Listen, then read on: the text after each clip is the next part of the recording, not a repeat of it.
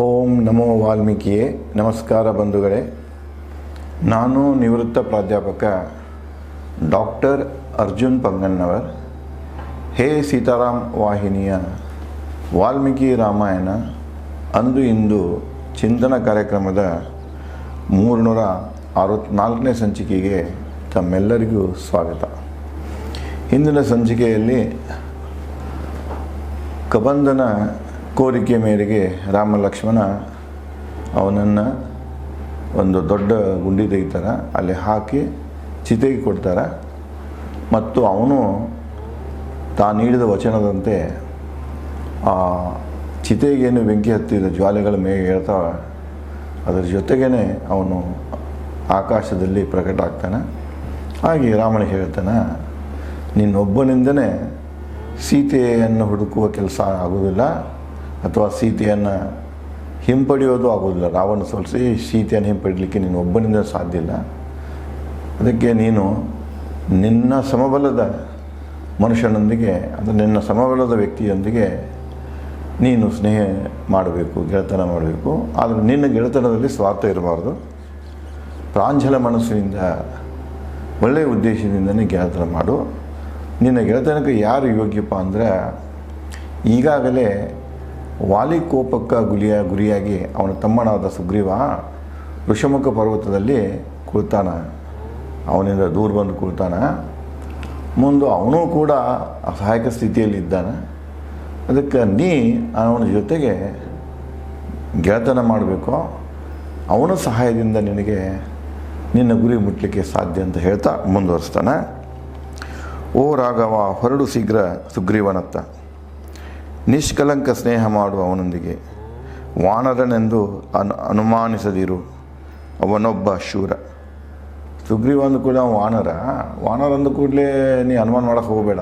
ಏನಪ್ಪ ಈ ಒಬ್ಬ ವಾನರನಿಂದ ಈ ಯುದ್ಧ ಗೆಲ್ಲಕ್ಕೆ ರಾವಣ ಗೆಲ್ಲಕ್ಕೆ ಸಾಧ್ಯನಾ? ಇವನ ಸ್ನೇಹದಿಂದ ನನಗೇನಾಗು ಹಿಂಗೇನು ಬೇರೆ ಅನ್ಯಥಾ ನೀನು ವಿಚಾರ ಮಾಡೋಕ್ಕೆ ಹೋಗಬೇಡ. ಅಗದಿ ಪ್ರಾಂಜಲ ಮನಸ್ಸಿನಿಂದ, ನಿಷ್ಕಪಟ ಮನಸ್ಸಿನಿಂದ ನೀ ಸುಗ್ರೀವನನ್ನು ಭೇಟಿಯಾಗಿ ಅವನೊಂದಿಗೆ ಸ್ನೇಹ ಮಾಡು. ಇಚ್ಛಾರೂಪಧಾರಿ, ನಂಬಿದವನ ಸ್ನೇಹವೆಂದಿಗೂ ಬಿಡದವ, ವೃಕ್ಷರಾಜನ ಮಗ ಸುಗ್ರೀವ ಅನ್ನ ವಾಲಿಯ ಅತಿಕ್ರಮಣ ಜೀವ ಬೆದರಿಕೆಗೆ ಬೇಸತ್ತು ಋಷಮುಖ ಪರ್ವತದಲ್ಲಿ ಅವನು. ವೃಕ್ಷರಾಜನ ಮಕ್ಕಳು ಯಾರು? ಇಬ್ಬರು, ವಾಲಿ ಮತ್ತು ಸುಗ್ರೀವ. ವಾಲಿ ದೊಡ್ಡವ ಇದ್ದುದರಿಂದ ಅವನೇನು ಮಾಡ್ತಾ ಇರ್ತಾನೆ, ಕಿಷ್ಕಿಂಧದ ರಾಜನಾಗಿರ್ತಾನೆ. ಒಂದು ಪ್ರಸಂಗದಲ್ಲಿ ಏನಾಗ್ತಿದೆ ಅಂದರೆ, ದುಂದುಬಿ ಬಂದ ಅವನಿಗೆ ಯುದ್ಧದೊಂದಿಗೆ ತನ್ನೊಂದಿಗೆ ಹೋರಾಡಲು, ಯುದ್ಧ ಮಾಡಲು ಆಹ್ವಾನ ಕೊಡ್ತಾನೆ. ಆ ಪ್ರಕಾರ ವಾಲಿ ಅವನ ಜೊತೆಗೆ ಯುದ್ಧ ಮಾಡ್ತಿರ್ತಾನೆ. ಒಂದು ಗವಿ ಪ್ರವೇಶ ಮಾಡ್ತಾನವ, ಯಾರು? ದುಂದುಬಿ. ಅಲ್ಲಿ ಇವನು ಹೋಗ್ತಾನೆ. ಮುಂದೆ ವಾಲಿ ಹೇಳಿರ್ತಾನೆ ಅವಾಗೆ, ನಾ ಹೊಳ್ಳಿ ಬರೋ ತನಕ ನೀ ಗವಿ ಬಾಗಿಲಿಗೆನ ಮೊದಲು ಗಾವಿ ಬಾಗಿಲ ಮುಚ್ಚಿಬಿಡು, ನಾ ಬರೋ ತನಕ ತೆರಿಬೇಡ, ನಾ ಬಂದ ನಂತರ ತೆರಿ, ಅಂದ್ರೆ ನಾನು ನಿನಗೆ ಧ್ವನಿ ಕೊಡ್ತೀನಿ, ಅವಾಗ ನೀ ತೆರಿ ಅಂತ ಹೇಳ್ತಾನೆ. ಹಾಗೆ ಕೂತು ಬಿಡ್ತಾನೆ. ಭಾಳ ದಿನಗಳಾಗ್ತವ. ವಾಲಿ ಬೇಸತ್ತಾನೆ ಮತ್ತು ಇದನ್ನು ರಾಜ್ಯನೂ ಬಿಟ್ಟು ಬಂದಿರ್ತಾನೆ. ಇವು ಸುಗ್ರೀವ್ ಬೇಸತ್ತಾನೆ. ಒಳಗಿನಿಂದ ಏನೂ ಬರೋದಿಲ್ಲ. ಅದು ಅವರಿಬ್ಬರು ನೋಡೋ ಯುದ್ಧ ನಡೆದಾಗ ಅಲ್ಲಿಂದ ಚೀರಾಟ ಕೂಗಾಟ ಬರ್ತಾ ಅದು ನಿಂತು ಹೋಗ್ತಿದೆ. ಒಳಗಿನಿಂದ ರಕ್ತ ಹರಿದು ಬರ್ತಿರ್ತದೆ. ಇವನು ಅಣ್ಣನ ಹೆಸರು ತೊಗೊಂಡು ಕೂಗ್ತಾನೆ, ಭಾಳ ಸಲ ಕೂಗ್ತಾನೆ, ಏನೂ ಉತ್ತರ ಬರೋದಿಲ್ಲ. ಇನ್ನು ನಮ್ಮನ್ನ ತೀರ್ಕೊಂಡಂತ ತಿಳ್ಕೊಂಡು ಅವೇನು ಮಾಡಿಬಿಡ್ತಾನೆ ಅಂದರೆ ಮರಳಿ ಬಂದಿರ್ತಾನೆ. ಸುಗ್ರೀವ ವಾಲಿ ಏನು ಮಾಡ್ತಾನೆ, ಅವನು ಕೊಂದು ಮರಳಿ ಸುಗ್ರೀವ ಕಡೆ ಬಂದಾಗ ಸುಗ್ರೀವ ರಾಜನಾಗಿ, ಸುಗ್ರೀವ್ ತಾನಾಗಿ ರಾಜ ಆಗಿರೋದಿಲ್ಲ, ಅವರೆಲ್ಲ ಅವನ ಪ್ರಜೆಗಳೆಲ್ಲ ಕೂಡ್ಕೊಂಡು ಅವನು ರಾಜ ಮಾಡಿರ್ತಾನೆ. ನೋಡಿ ಹೇಳ್ತಾನವ, ಇಲ್ಲಿ ನೀನು ತಮ್ಮನಾಗಿ ನನಗೆ ಮೋಸ ಮಾಡಿ ಬಂದೀಯಾ, ಈ ರಾಜ್ಯಕ್ಕಾಗಿ ನೀನು ರಾಜನಾಗಿ ಮೆರಿತಾ ಇದ್ದೀಯಾ ಮತ್ತು ಹೆಂಡಂದಿರು ಸುಖವಾಗಿ ಇದ್ದೀಯಾ ಅಂದ್ಕೊಂಡು ಅವನು ಹೊಡಿಲಿಕ್ಕೆ ಬೆನ್ನು ಹತ್ತಾನೆ. ಅವಾಗ ಅವ ಎಲ್ಲ ರಾಜ್ಯ ಬಿಟ್ಟು ಕೊಡ್ತಾನೆ ಅಂತ ಎಲ್ಲ ಹೇಳ್ತಾನೆ. ಅವನಿಗೆ ಏನು ಸತ್ಯ ಹೇಳಿರ್ತಾನೆ ಕೇಳೋದಿಲ್ಲ ಅವನು. ಅವಾಗ ಅವನ ಎಲ್ಲ ಕಡೆಗೆ ಜಗತ್ತಿನ ಮೂಲಿಗೆಲ್ಲ ಭೂಮಂಡಲದ ಮೂಲಿಗೆಲ್ಲ ಅಡ್ಡಾಡ್ದಾನೆ. ಆದರೂ ವಾಲಿ ಅವನು ಬಿಡೋದಿಲ್ಲ. ಆದರೆ ವಾಲಿ ಮ್ಯಾಗ ಒಂದು ಶಾಪ್ ಇರ್ತದೆ, ಅದೇ ಋಷಮುಖ ಪರ್ವತ. ಅಲ್ಲೇ ಬರದಂಗೆ ಇರ್ತದೆ. ಹೀಗಾಗಿ ಆ ಋಷಿಮುನಿ ಶಾಪಕ್ಕೆ ಇದ್ದಿದ್ದರಿಂದ ಅಲ್ಲಿ ಬರೋದಿಲ್ಲ ಅಂತ ತಿಳ್ಕೊಂಡು ಋಷಿಮುಖ ಪರ್ವತದಲ್ಲಿ ಸುಗ್ರೀವ ಇದ್ದಿರ್ತಾನೆ ಮತ್ತು ಸಮಯವನ್ನು ಕಾಯ್ತಿರ್ತಾನೆ. ಅದನ್ನು ನಾವು ಹೇಳ್ತಾನ, ಈ ಪ್ರಕಾರ ಆಗೈತಪ್ಪ, ಮತ್ತು ಅವ ಅಲ್ಲಿ ಕೂತಾನ, ನೀ ಅವನು ಹುಡ್ಕೊಂಡು ಹೋಗಬೇಕು, ಅವನು ಸ್ನೇಹ ಮಾಡಬೇಕಂತ ಹೇಳ್ತಾನೆ. ಓ ರಾಘವ, ಶಸ್ತ್ರ ಅಗ್ನಿ ಸಾಕ್ಷಿಯಾಗಿ ಸುಗ್ರೀವನ ಜೊತೆ ಒಡಂಬಡಿಕೆ ಮಾಡಿಕೋ, ಸ್ನೇಹ ಬೆಳೆಸು ಪ್ರಾಂಜಲ ಮನಸ್ಸಿನಿಂದ. ಮೊದಲೇನು ಮಾಡು, ಅವನ ಗುಡೆಗೆ ಒಡಂಬಡಿಕೆ ಮಾಡ್ಕೊ. ಈಗ ನಾವು ಟ್ರೀಟಿ ಅಂತೀವಿ ನೋಡ್ರಿ, ಟೈಅಪ್ ಮಾಡ್ಕೊಳ್ತೀವ, ಯಾವುದಾದ್ರು ಆರ್ಥಿಕ ಟೈಅಪ್ ಮಾಡ್ಕೊಂಡು. ಈಗ ದೇಶಗಳು ಮಾಡ್ಕೊತಿರ್ತಾವೆ, ನಿಮ್ಗೆ ನೋಡ್ತಾ ಇದ್ದೀವಿ, ನಿತ್ಯ ಕೇಳ್ತಾ ಇರ್ತೇವೆ. ಯಾರಮ್ಮೆ ಈಗ ನ್ಯಾಟೋ ಇದೆಲ್ಲ, ನ್ಯಾಟೋನೂ ಒಂದು ಪ್ರಕಾರ ಟ್ರೀಟಿನ ಅದ. ಆ ಸದಸ್ಯ ರಾಷ್ಟ್ರಗಳ ಮೇಲೆ ಯಾರಾದರೂ ಹಲ್ಲೆ ಮಾಡಿದರೆ ಅವರೆಲ್ಲ ಸೇರ್ಕೊಂಡು ಹಲ್ಲೆ ಮಾಡ್ತಾರೆ. ಉದಾಹರಣೆಗೆ 1971ರಲ್ಲಿ ಇಂಡಿಯಾ ಪಾಕಿಸ್ತಾನ ಯುದ್ಧ ನಡೆದಾಗ ಇದೇ ಅಮೇರಿಕ 7th ಫ್ಲೀಟನ್ನು ಕಳಿಸಿತ್ತು. ಇದೇ ನ್ಯಾಟೋ ದೇಶಗಳು ಭಾರತದ ವಿರುದ್ಧ ಯುದ್ಧ ಮಾಡಲಿಕ್ಕೆ ಸಜ್ಜಾಗಿದ್ದೆವು. ಇವತ್ತು ಅದೇ ಪರಿಸ್ಥಿತಿ ಇದೆ. ಅದು ನ್ಯಾಟೋ ಅದು ಮೆಂಬರ್ ಮಾಡ್ಕೊಂಡಾರ ಅವರು, ಮೆಂಬರ್ ಅಂದರೆ ಇನ್ವೈಟ್ ಅಂತ ಇಟ್ಕೊಂಡಾರ ಅವ್ರನ್ನ. ಹೀಗಾಗಿ ಪಾಕಿಸ್ತಾನಕ್ಕೆ ಒಂದು ರಕ್ಷಣೆ ಇದೆ.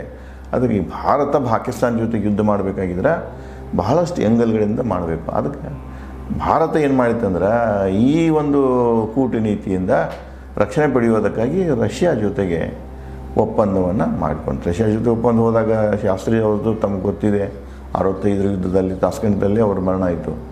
ನಂತರ ಇಂದಿರಾ ಗಾಂಧಿ 71ರ ಪೂರ್ವದಲ್ಲಿ ಏನು ಮಾಡಿದ್ರು ಅಂದರೆ, ಈ ರಷ್ಯಾ ಜೊತೆಗೆ ಮಿಲ್ಟ್ರಿ ಒಪ್ಪಂದವನ್ನು ಮಾಡಿಕೊಂಡ್ರು. ಅದಕ್ಕೆ ರಷ್ಯಾ ಈ ವಾಲಿ ಹಂಗೆ ರಾಮನಿಗೆ ಒಬ್ಬ ಉತ್ತಮ ಸ್ನೇಹಿತ ಆಗಿರ್ತಾನಲ್ಲ, ಹಂಗೆ ಭಾರತಕ್ಕೆ ಅತಿ ಆತ್ಮೀಯ ಸ್ನೇಹಿತ ಯಾರಪ್ಪ ಅಂದ್ರೆ ರಷ್ಯಾ. ಯಾವ ಕಾಲದಲ್ಲಿ ರಷ್ಯಾ ಭಾರತಕ್ಕೆ ಸಹಾಯ ಮಾಡುವುದನ್ನು ನಿಲ್ಲಿಸಲು ಇವತ್ತಾರು ಕೂಡ ಭಾರತಕ್ಕೆ ಒಂದು ಬಲ ಅಂದರೆ, ಒಂದು ರಕ್ಷಣೆ ಅಂದರೆ ರಷ್ಯಾ ಆಗಿದೆ. ಹಾಗೆ ಇಲ್ಲೇ ಏನು ಹೇಳ್ತಾನಂದ್ರೆ ಕವಂದ, ನೀನು ಮೊದಲು ಸುಗ್ರೀವನ ಜೊತೆಗೆ ಒಪ್ಪಂದ ಮಾಡಿಕೊಳ್ಳೋ, ಸ್ನೇಹದ ಒಪ್ಪಂದ ಮಾಡಿಕೋ, ಅಗ್ರಿ ಪ್ರಾಂಜಲ ಮನಸ್ಸಿನಿಂದ ಒಪ್ಪಂದ ಮಾಡಿಕೋ, ಸುಗ್ರೀವನ ಅನುಭವ ಜಾಣ್ಮೆಗೊಳಿಸಿಕೋ.